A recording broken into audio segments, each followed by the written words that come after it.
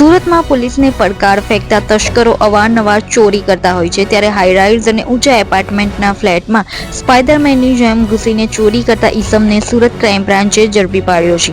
આરોપીને ઝડપી લઈને અલગ અલગ ગુનાના ભેદ ઉકેલવામાં પોલીસને સફળતા મળી છે. આ સિવાય કયા કયા ગુના આચર્યા તે અંગેની તપાસ પોલીસ દ્વારા હાથ ધરવામાં આવી છે. સુરતના અથવાલાઇન્સ પોલીસ સ્ટેશન વિસ્તારમાં આવેલા જીવનદીપ કોમ્પ્લેક્સના પહેલા માળે વિનસ રેયોનની ઓફિસમાંથી 60,000ની ચોરી થઈ હતી.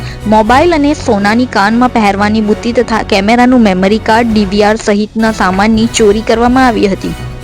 આરોપી વિમલસિંહ ઉર્ફે બોલા મહેન્દ્રસિંહ રાજપૂત મૂળ ઉત્તર પ્રદેશનો વતની છે અને ગણપતનગર ગોવાલક પાત્યા પાંદેસરા ખાતે રહેતો હતો. પકડાયેલ આરોપી વિમલસિંહ ઉર્ફે બોલા મહેન્દ્રસિંહ રાજપૂત ચોરી કરવા માટે પાઇપ પાસે આસાનીથી 5 માળ સુધી ચડીને ચોરી કરી અને પાઇપ પાસે જ આસાનીથી નીચે ઉતરી જતો હતો.